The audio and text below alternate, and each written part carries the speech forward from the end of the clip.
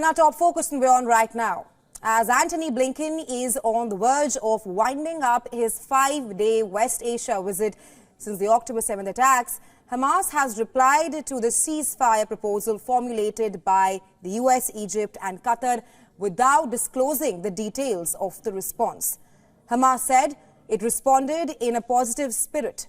Qatar has also described the Hamas response as positive, while Egyptian sources say Hamas has shown flexibility this time. US Secretary of State Antony Blinken said he would discuss the Hamas response with Israeli officials when he visits the country later today. In Doha, Blinken expressed confidence that an agreement is possible. He nonetheless added that there's still a lot of work to do. Sources say that the truce would last at least 40 days, during which the Hamas militants would free civilians among the remaining hostages that they currently hold. Further phases would follow to hand over soldiers and dead bodies of the hostages in exchange for releases of Palestinians imprisoned in Israel. The truce would also increase the flow of food and other aid to Gaza. Israeli Prime Minister Benjamin Netanyahu has insisted that Israel will not end its Gaza campaign until Hamas is completely wiped out. But a movement is growing at home, which demands more effort from the government to bring the hostages home, even if that means a deal with Hamas.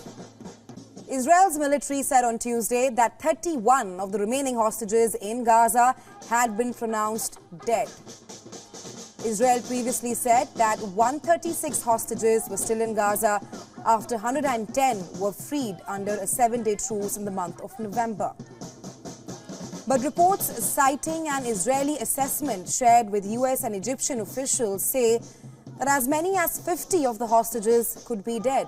If true, this could mean that only 80 hostages are alive at the moment.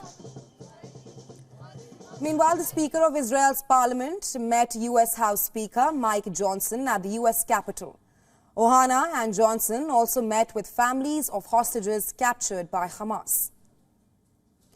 On the battlefield in Gaza, the Israeli forces kept up pressure on Khan Yunis, the main southern city that they have been trying to capture for weeks now.